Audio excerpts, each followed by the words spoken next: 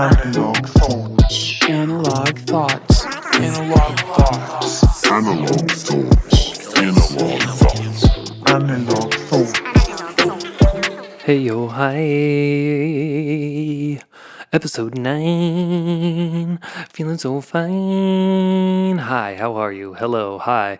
I found that the best way to get going with the podcast for me is just to literally turn it on and go. Kind of like games of skill, like bowling or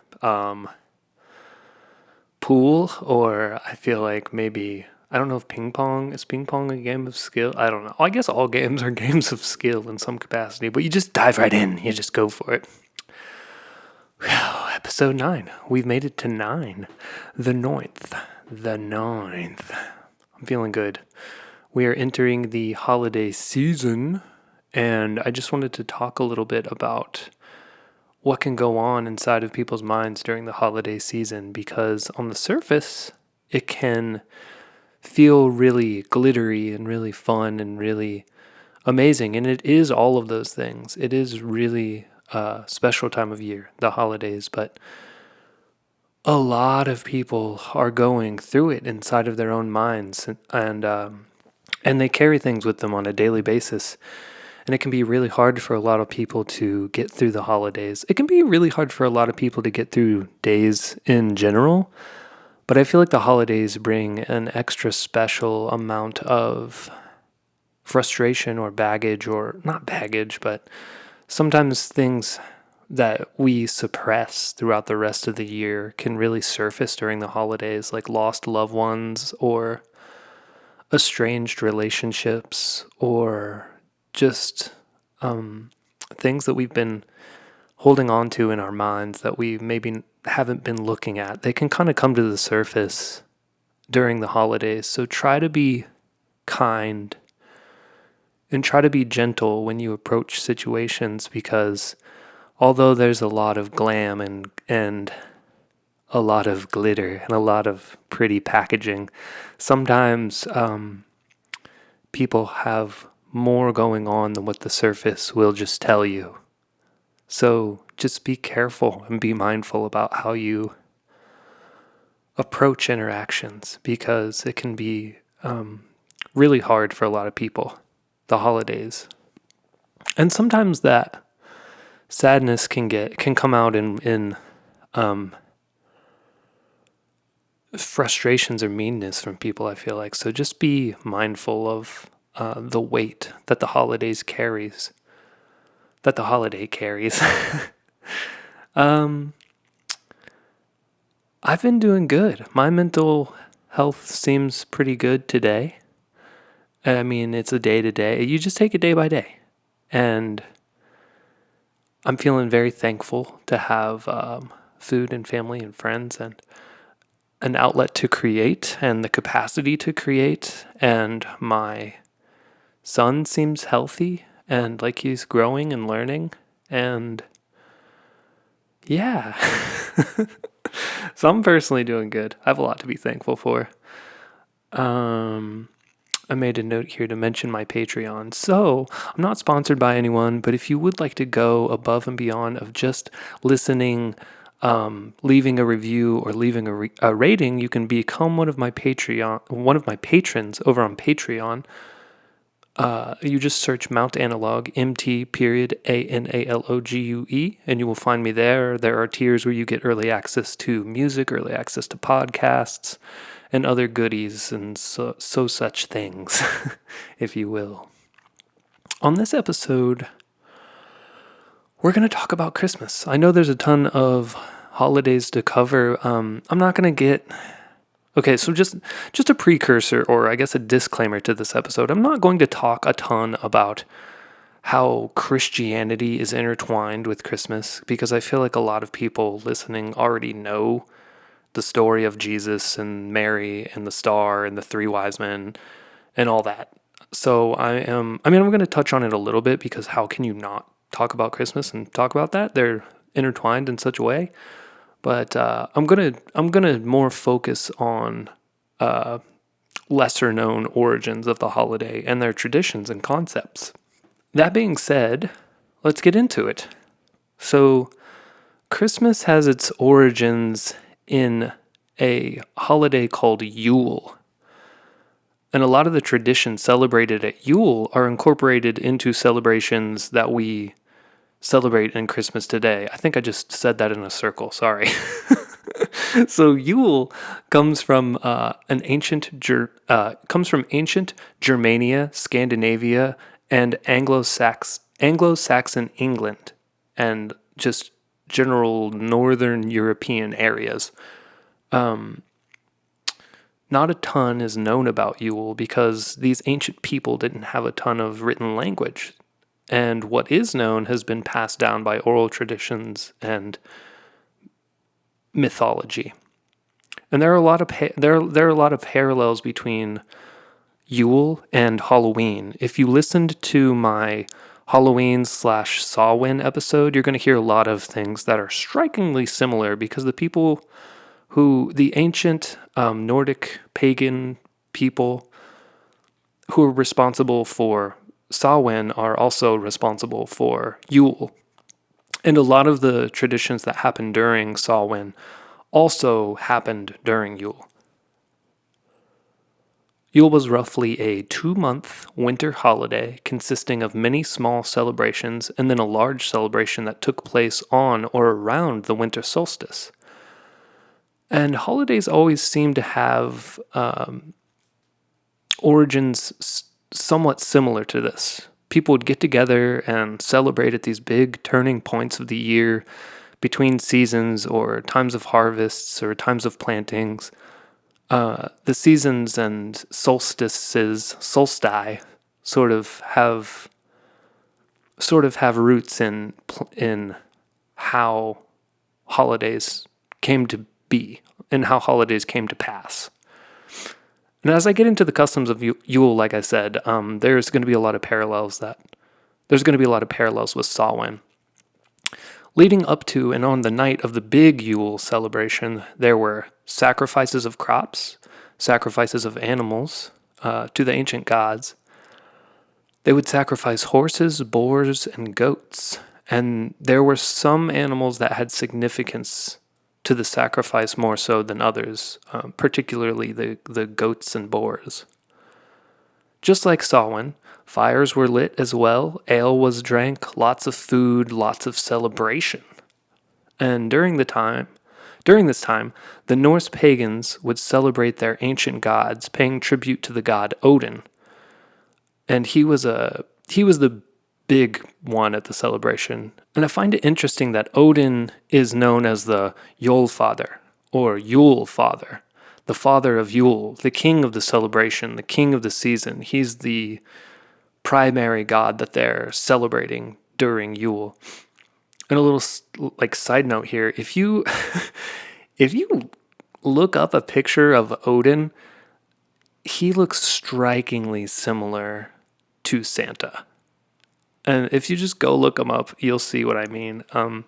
The beard, the sort of like shroud of mystery about him, the way that they're depicted early, not the like Coca-Cola can version of Santa, but the early European depictions of Santa and depictions of Odin. If you put them side by side, it's like, whoa, these might be the same person. When we look back past our modern advertisement-adjusted images of Santa Claus to a more traditional image, it's just kind of funny that this celebration of ancient Norse gods had this ripple into the future, you know?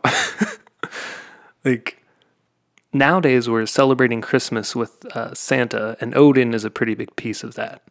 Also, along with Odin, there are many ancient Norse stories that depict gods flying through the air on animal-drawn sleighs. There's even an old story that has Odin flying through the sky on his horse Sleipnir on the night of Yule for his wild hunt. Wild hunt's a whole interesting, super interesting thing. I encourage you to go check that out too. It's kind of like there are different versions of the wild hunt, but this one in particular is sort of a hunt of judgment. And Odin rides through the sky on his 8-legged horse, 8 legs, 8 reindeer, named Sleipnir, and sort of passes judgment on the night of Yule. There are also specific tales of Odin giving gifts and having elves and dwarves that are responsible for handling the making of these gifts. So there are a lot of parallels with Odin and with Santa, a mystical bearded fellow who flies through the air with animals. He gives gifts, and in a way, he passes judgments. Santa Claus with his naughty and nice list. We're going to talk about another parallel with Samhain here. On the night of the big Yule celebration, so we have all the little celebrations, and then it all leads up to this big Yule celebration. It was thought that the veil between this life and the afterlife was very thin, perhaps even thinner than on Samhain itself. People believed that spirits could come through the veil, and often it was believed that these spirits would give guidance towards the year to come. Also, just like Samhain, there were dark spirits that could come through the veil as well. One of the most notable were the Droger, which were reanimated corpses. There were also zombies and other kind of ghoulish figures that could come through on Yule night as well. Christmas, zombies and Christmas corpses come through the portal, and Odin will slay them on Christmas. Okay. So far, we've seen a lot of connection between Yule and Halloween, or Samhain. But how do we get from Yule to Christmas? So far, the only real connection point has been Odin, which is a pretty large connection point, but there's a whole history, and there are actually a ton of traditions and customs associated with Yule that are big parts of the present-day Christmas celebrations. They kind of get warped and mutated and evolved throughout time. During the celebration of Yule, we're at this transition point where the veil is thin and we're seeing spirits come in and out of other dimensions. The solstice is happening. The days are dark and short. We need some protection. We, as in the ancient Germanic Norse pagans. So, in order to protect themselves from these spirits, they turned to nature to help protect them. Specifically, they turned to holly, mistletoe, evergreens, and it was thought that these plants had mystical powers that could ward off evil because they stayed green all year round. Wreaths were hung from doors and windows, and evergreens lined homes, all to ward off evil spirits. Another tradition they had was to cut down a tree large enough to burn for 12 days. There are 12 days of feasting and sacrifice. There are 12 days of Yule. Our 12 days of Christmas. There's another little parallel, another little Easter egg in there. They would also burn evergreen trees in their homes to help ward off evil spirits as well. Also another little Easter egg in here. And I kind of took this note and I was just kind of thinking about where they would be in their own heads. They would need they'd need the light as well from burning these evergreens. They lived in Northern Europe where during this time of year there is very, very little sun. In some places there's no sun at all for parts of the year. And also for this reason, for this long period of darkness, the Norse god Sol was worshipped by many of the ancient pagans during this time. Well, was worshipped in general, but was revered even more during Yule time because Sol was the goddess of the sun. And since the light was gone, the sun was barely there, and they were praying and hoping for Sol to return. And these fires were lit. They illuminated an otherwise bleak reality of frost and cold and darkness. So we're praying for Sol, we're praying to Odin.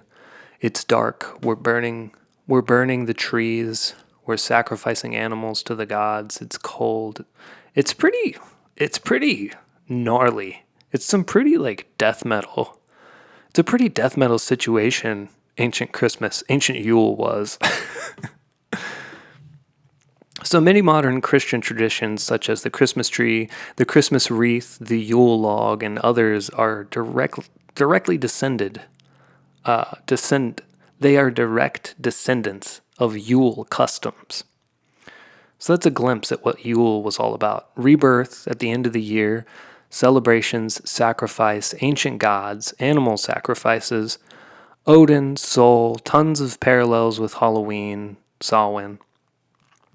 And Yule is probably my favorite piece of Christmas history. Yule and another thing we're going to talk about here in a little bit. Let's jump to 117 AD over in Rome. There's another very, very old holiday known as Saturnalia. And Saturnalia itself is a mutation of a much more ancient tradition from pagan traditions and other traditions around Rome. But I'm not going to take the time to dive into all of that here because that warrants an entire other podcast. But just know that in 117 AD, the Romans were doing their own their own Christmas thing where they were celebrating Saturnalia. And Saturnalia was a Roman festival that was dedicated to the god Saturn. It was similar to Yule. It had a harvest celebration and it had a turning of the solstice. It was a bit less gloom and doom than Yule was. It was a bit more like party time. There were just big parties, giant feasts, lots of alcohol, dancing, singing, games. It was like party around the clock, night and day. Hedonism and silliness were celebrated and encouraged. And during Saturnalia, villages and regions of Rome elected an air quote king of Saturnalia. And the king was usually a child that made people do silly things, and their commands were to be obeyed by all participants. So they elected a child to do, they elected a child to say, I want everyone to wear silly hats and eat jelly beans until they come out of their nose. And everyone would be like, all right, we're eating a bucket of jelly beans and wearing silly hats. I don't know if the ancient Romans had jelly beans, but you get the picture here. A few hundred years after the inception of Saturnalia, there was a cult that came into power in Rome that focused on a sun deity called the Cult of the Unconquerable Sun. They made a holiday for their sun god on December 25th. The parallel here being the star that shines on Jesus' birthday that guided Mary to the manger. So this cult moves into Rome, or they take control of Rome, this cult of the unconquerable sun god. And I find that their incorporation of the sun god into Saturnalia also intertwines with the ancient pagan worship of Sol. I just think it's a really cool parallel. I don't know if their reasoning for that was similar to the pagans. A lot of the information about them, about Saturnalia and about Yule, is pretty scattered and few and far between because it's such an ancient tradition, ancient holiday. There are theologians that think that this is a direct reference, a direct its intent. There are theologians that think that this is intentional, that the cult of the unconquerable sun decided to incorporate their sun god into the festivities because of Sol and because of Yule. And there are others that think that it's just mere coincidence, but I have a hard time thinking that it could be coincidence. What isn't coincidence, in my opinion, is that they decided to make a holiday for the sun god on December 25th, the birth of Christ. And eventually down the line, hundreds of years after the origins of Saturnalia, there was an emperor of Rome that adopted Christianity.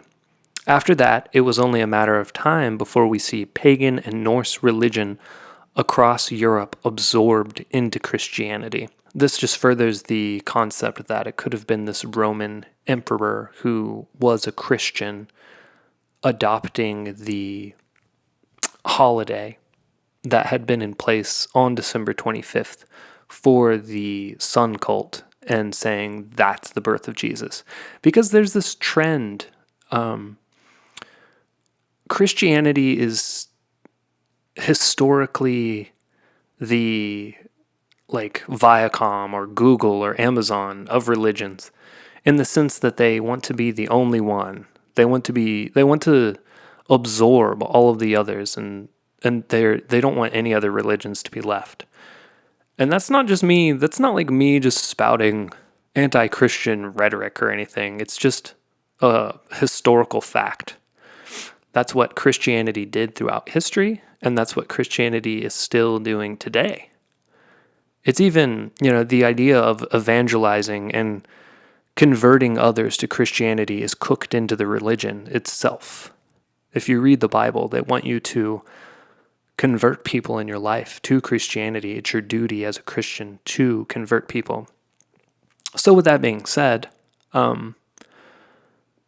this conversion of pagans to Christians across Europe is a reflection of that. After this Roman emperor took over and he really started to popularize Christianity, it started to spread all across Europe. And that is where we get into this even deeper fusion of Christian ideology and ancient pagan Norse ideology, all kind of put into a pot and stirred together, just like I talked about on the Halloween Samhain episode. This is a mutation of very ancient traditions, and it has a pretty sticky and tumultuous past. So I said I wasn't going to talk about it too much, but I wanted to talk a little bit about Christmas and your boy Jesus. We all know the story of the Virgin Mary. She gets pregnant with God's baby. Her and the stepdad Joseph follow a star to safety at a manger in Bethlehem where, Jesus is born. 3 wise dudes show up with gifts and all that jazz. We've all heard the tale. It's a tale we've heard a bajillion times, and I think most of us know it. But one thing you might not know about the story is that the Bible itself actually never claims that Jesus is born on December 25th. There's no mention of this date in the Bible at all. And many Christian theologians have determined that Jesus was most likely not born in the wintertime at all. So why December 25th as Christmas? And like I said before, this was a move by the Christian churches. They really wanted... They were really big into integrating pagan holidays and traditions into their belief system as an effort to easily convert people who still held pagan beliefs in Europe. And since most of the Yule holidays since most of the Yule holidays celebrations happened during the winter, Christian churches assigned Jesus' birthday to a late December date. At the time, what better date than this December 25th, which was already kind of integrated into the Roman world via the sun cult, and it was very deep into December when pagans would have been celebrating their Yule tradition. So it was just a good date to segue Jesus' birthday to, or to put Jesus' birthday on. It made a lot of sense because it would get a lot of people to join the Christian team. They would jump ship from. It would get a lot of people. It would help a lot of people to bridge the gap from paganism to Christianity. And there are countless debates among theologians about who picked December 25th first, why it was picked, to what degree was it stolen or recycled or misused, and we may never know the true answer to that. We're talking about thousands of years of history and belief systems integrating into one mutated thing.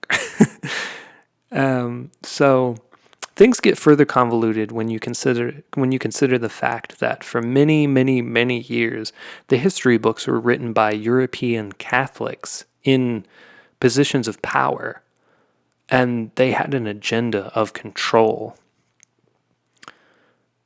But I kind of digress about Christmas here. I'm just more so talking. I just more so feel like it warrants an explanation. Like, how can this whole culture of paganism just get switched into Christianity when that was the core belief system across most of Europe? It took place over, hundreds and hundreds of years, and a slow integration of Christianity, and Christianity pulling in dates and rituals from pagan traditions to entice people to converting to Christianity. Anyway, I digress. We're entering into a bit more of a modern Christmas era here.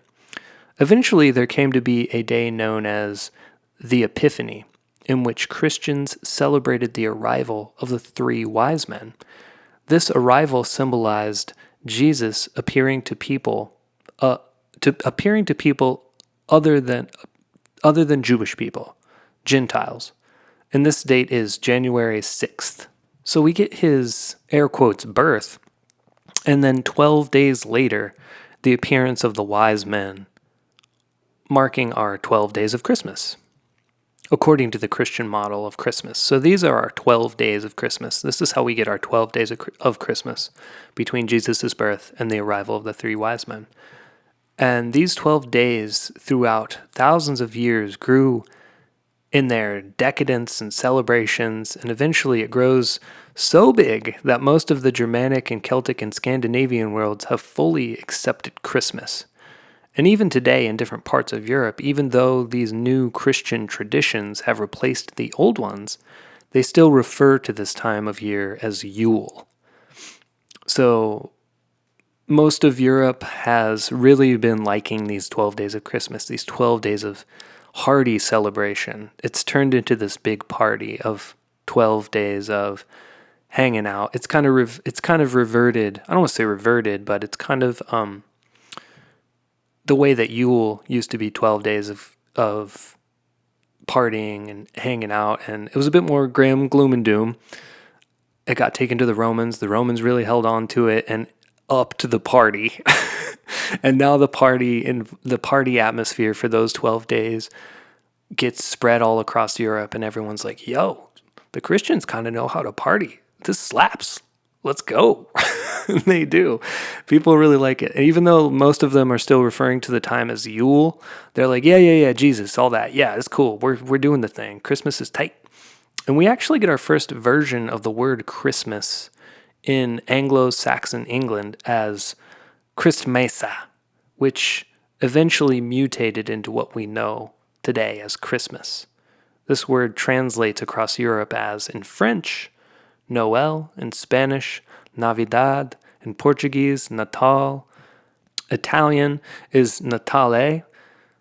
The German word is Weihnachten, which just literally translates to Holy Night. So we're at the point where different versions of Christmas and traditions of Christmas start to vary all across Europe. Different countries start celebrating in different ways during this time of year.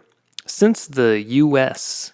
is such a melting pot of different people, different customs, different lineages from all different parts of the world, we see a ton of these variations reflected in our versions of Christmas.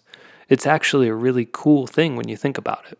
It's all of these European versions of Yule and Christmas and Noel and Navidad and Natal, and all of the versions of Christmas coming together in the United States, just like immigration to the United States from Europe brought all of these rich, dense customs and these really beautiful ways of life. Christmas is a piece of that.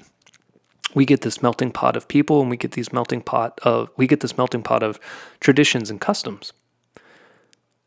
And one of the traditions that didn't fully translate is that it was pretty common for people to get the entirety of the 12 days of Christmas off of work. So back before the Industrial Revolution, there was far less work to be done in the winter, and it wasn't as much of a big deal in Europe. And that tradition kept going on pretty heavily for a pretty long time in Europe. But those 12 days off didn't necessarily that tradition didn't come to the United States. We were still working our asses off. And during this time off, people would, of course, eat, drink, go ice skating, bowl, play board games, dress in costumes, sing songs. It was a big party. Big party for 12 days in Europe. US didn't get so much of that. But in Europe, if you were poor and you couldn't afford to party and drink and have a good time, you would go door to door and you would enact different scenes from plays, or you would sing different songs in exchange for food or drink. So bring us some figgy pudding, so bring us some figgy pudding, so bring us some figgy pudding. We really want some pudding. And they got their pudding.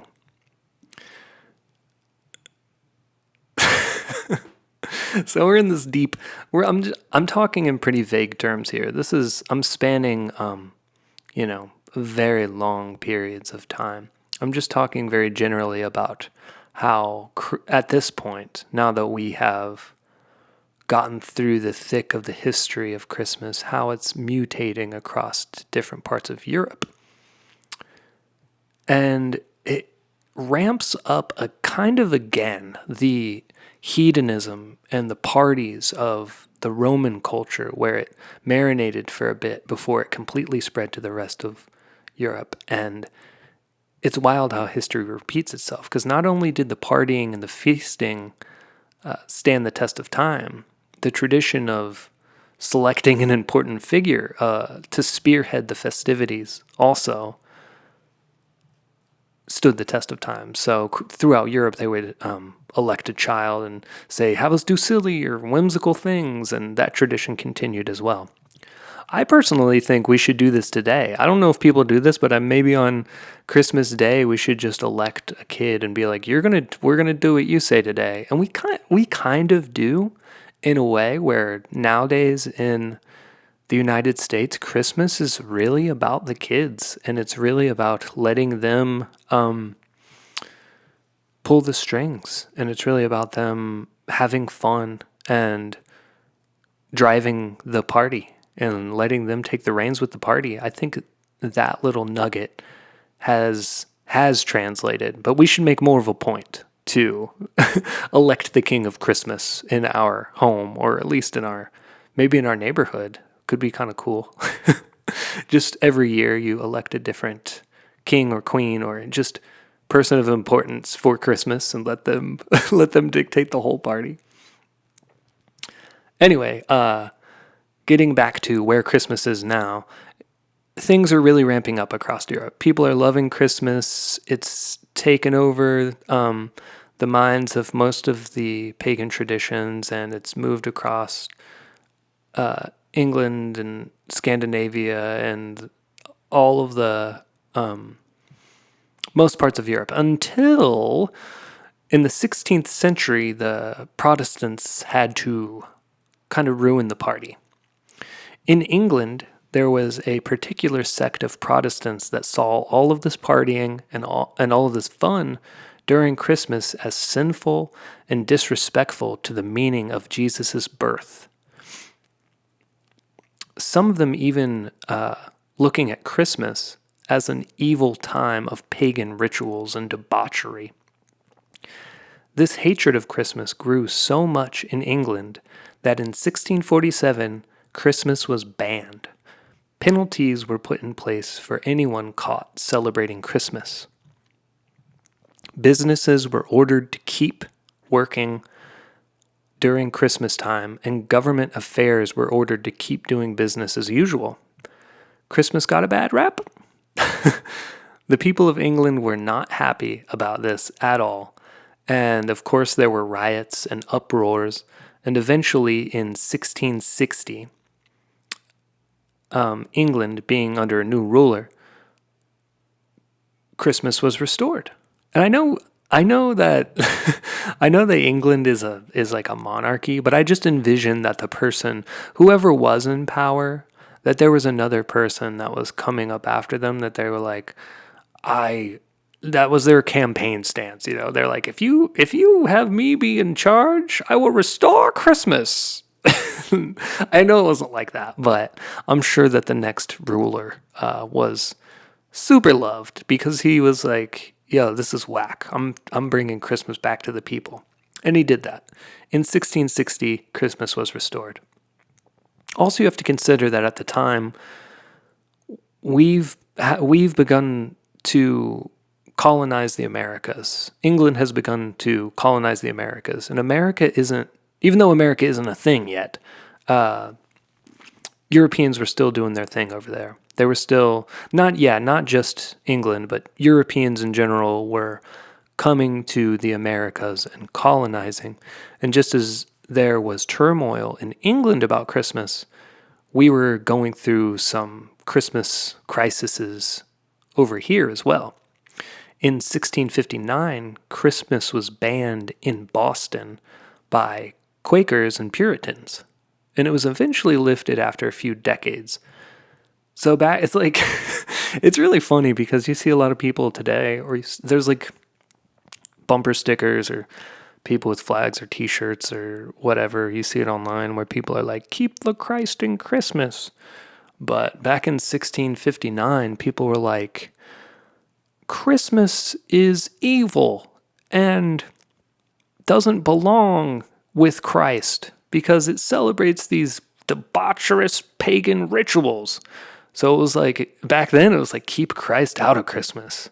We don't want Christ in Christmas. And nowadays we've got a huge movement that's like, how dare you take Christ out of Christmas? It's just it's a really strange turn of events. And to the people who are super gung-ho about keeping Christ in Christmas, you know, maybe read a book. Flash forward to the Revolutionary War, and America is struggling to gain independence. Christmas popularity reaches an all-time low. Most of the British holidays were stricken from the American calendar, including Christmas. So Christmas takes another hit where America is trying to gain its independence from England. And in doing so, they're like, yeah, and all those holidays too, we don't want anything to do with those. And they're like, what about Christmas? And we're like, even Christmas, we don't want it. And from what I read at that time, all we were really celebrating over here or given a heck about was obviously Independence Day and Thanksgiving. Those two holidays were American holidays. Those were holidays where it's like, we made those, they're awesome. Screw Christmas. So that happened at Christmas here for a while. There were numerous other bands of Christmas across Europe, and it honestly has a pretty tumultuous origin story in general. It's not all mistletoe and stockings. There were some Christmas bands in France. There were other Christmas bands in some Eastern European countries. I'm not going to get into all of them here, but needless to say, Christmas had a pretty rocky history getting going and getting widely accepted across Europe and across America. Over time, like, it gets the wildness and the extreme nature of Christmas, it gets toned down to a holiday that focuses more on family and more on religion. It takes a much, it's a much more widely accepted holiday at this point. It takes a much more widely accepted shape because it's been through the ringer. It had been this huge day of partying. People had considered it this anti-Jesus time, and it toned itself down. And after a while, Christmas was like, all right, I'm for the family. Everybody chill out. I'm cool. and everyone was like, all right, Christmas is cool. And then Christmas it sort of settled down a little bit. It got rowdy and it settled down. There were a ton of authors during the 1800s that helped develop and popularize this tame version of Christmas with righteous values and kindness. One of those authors was Charles Dickens. He wrote A Christmas Carol, and it's probably the most popular and noteworthy Christmas story, or story that helped to devise the modern Christmas we know today, with the ghosts of past, present, and future, and you get Scrooge, and you get Tiny Tim. All of these characters are legendary. Over time, Christmas takes hold in America in a pretty big way, and the Puritans and Quakers eventually calmed down about it, and eventually in 1870, it is declared a national holiday. Not only did it get declared a national holiday, it started to become celebrated by Christians and in churches all across America. So, by 1870, Christians and churches are really changing their tone about Christmas. They're saying, the holidays kind of calmed down. It's proved that it's it's for the family and it's not as crazy as we thought. We'll start celebrating. Let's talk a little bit about Santa. We haven't talked too much about him yet, and other than having many things in common with Odin, we did mention that he does carry all of these similarities to the Norse god, but he also is this amalgamation of many different European characters and traditions forming into one super creature of Christmas. For example, his namesake, Saint Nicholas, was a Greek Anatolian living under the rule of the Roman Empire. He was born to a Christian family that was very well off, and they were notable for their reverence towards Christ. He was known for his pleasant nature as a child and as an adult, and Saint Nicholas eventually became a bishop, and as legend has it, he performed a bunch of miracles that got spoken in hushed tone. They turned into legends. And there are tons of tales of St. Nicholas giving to his community and saving them from many bad situations. One such story sees him secretly giving a father bags of gold in the middle of the night so that he may pay his daughter's dowry. The father catches him, but St. Nick makes him swear to secrecy. He had a huge desire to help others, in particular the poor and the young, and he wanted to keep it in secret. Obviously, we can see the parallels with St. Nicholas and our current day Santa Claus. The legend of St. Nicholas traveled into northern and central Europe, where at the time there were other versions of Christianity taking hold other than Catholicism. In Germany, Martin Luther was doing his thing and starting his own version of Christianity. And he didn't really want the legend of this new awesome St. Nicholas, this Catholic St. Nicholas, to taint his plans of creating his new version of Christianity.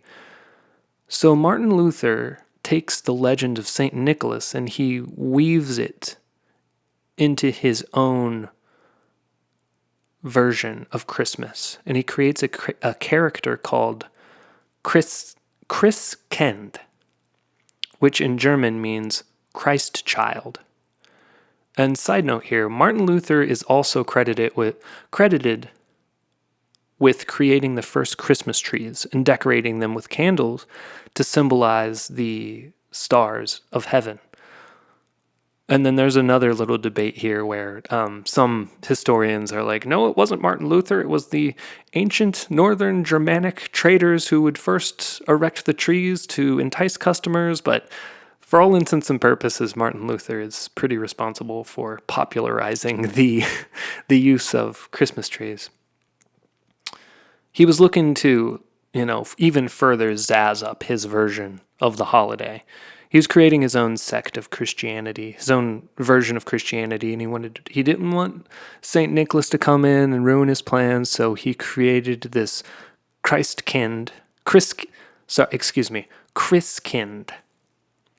And he wanted to also zazz up Christmas with the Christmas tree.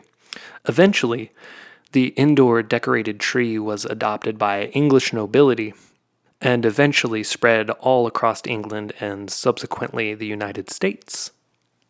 So you can thank Martin Luther for your Christmas tree. Also, the version of St. Nicholas he created, Christkind, pops off, and Europe loves him. And his origin story is sort of, it's wiggly and complicated. Christkind, back then, was seen as an angelic child that wore a golden crown and delivered presents to children during Christmas time. Some parts of Europe still have depictions of Christkind helping out alongside St. Nicholas today. Eventually, this Christkind evolves into this father of Christmas type character in other parts of Europe, and most of Europe kind of ditches the version that they had before of this golden angelic child. It's still depicted in some of their art and some of their stories, but moving into the future, they depict a more like Santa-ish figure for Christkind. Another side note, as you've probably already guessed, thanks to German Americans, the name Christkind eventually mutated into a nickname for Santa Claus, Kris Kringle. And, that's just how language works. People say stuff and they say it wrong, and eventually it just changes. So in my guess, Christkind, someone from Germany, from the German zone, that part of Europe, came to the United States, started sharing the tradition of Christkind, and there were Americans there, people living in the U.S. that were like, what are you saying? Christkind. And they were like, Kris Kringle. Like, it just mutated into Kris Kringle. It honestly is it's fun to say. It's got a jingle to it, Kris Kringle. And, yeah. So that's how language works. You just say stuff wrong enough and it becomes words. However, not all parts of Europe were so quick to give up the legend of St. Nicholas. Up north in the Netherlands, they still hold on to St. Nicholas, and he mutates into this long-bearded, red-wearing dude that somewhat resembles our present-day Santa. This version of St. Nicholas is known as Sinterklaas, and he really starts to take the shape of what we know as Santa today. He carries a book that has a naughty and nice list. Nice kids get treats and goodies. Naughty kids, however, may be caned or taken away for a year. Kidnapped, basically. And this kidnapping and this caning brings us to Krampus. In Northern and Central Europe, Krampus is the one who delves out the punishments. Santa gives the gifts. Krampus brings the pain. Sometimes the kids he's supposed to take away from their homes and sort of show them their misdeeds and their misdoings. He's supposed to take them away for a bit, as legend has it, but sometimes Krampus takes them and they don't return. Krampus is a goat-man hybrid with a long tongue and demonic eyes. His origins are very much most likely of pagan or Norse pagan origin. So this is another instance where pagan symbolism and pagan gods get intertwined into the Christmas spirit and into the Christmas holiday that's mutating all across Europe. And Krampus is the yin to the yang. Santa's looking out. He's got his list. He's checking it twice. If you're a good little kid, he's bringing you goodies. If you're bad, you're going to have to deal with Krampus's wrath. And in England, we kind of start to see a version of all of these St. Nicholas's turning into one character called Father Christmas, which is their version of Santa that they still go with today. If you go to England, a lot of them will refer to Santa as Father Christmas. So I've read, so I've been told. I've never been to England. I've been to Ireland, but I've never been to England. So There are many different versions and representations of Santa, and they all get mixed in a blender. A dash of St. Nicholas, a sprinkle of Santa Claus, a handful of Father Christmas, a little bit of Christkind. Boom. You've got America's Santa Claus.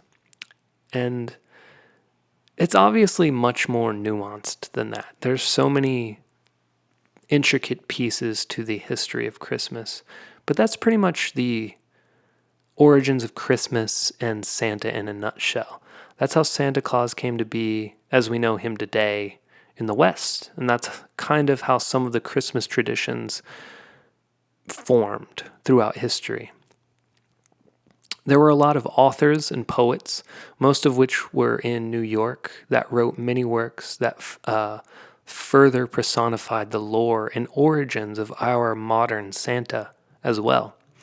There's actually this poem that is the first depiction of Santa Claus having a reindeer-drawn sleigh. It's a poem by Clement Clark Moore. And, was he drawing from ancient pagan origins when he wrote this? Or was he recycling things he had heard about the jolly red father of Christmas from people in his own time? It reads, "Old Santa Claus, with much delight, his reindeer drives this frosty night over chimney tops and tracks of snow to bring his yearly gifts to you. The steady friend of virtuous youth, the friend of duty and of truth. Each Christmas Eve he joys to come, where love and peace have made their home. Through many houses he has been, and various beds and stockings seen, some white as snow and neatly mended, others that seem for pigs intended. Wherever I found good girls or boys that hated quarrels, strife, and noise, I left an apple or a tart, or wooden gun or painted cart. To some I gave a pretty doll, to some a peg top or a ball. No crackers, cannons, quibs, or rockets to blow their eyes up or their pockets. No drums to stun their mother's ear, no swords to make their sisters fear, but pretty books to store their mind with knowledge of each various kind.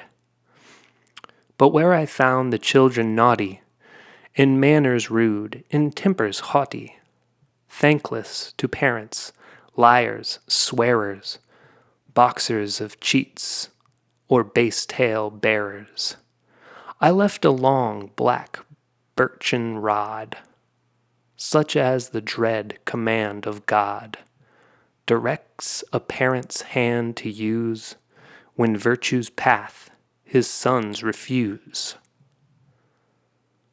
And it hits a pleasant tone right up until the very end there.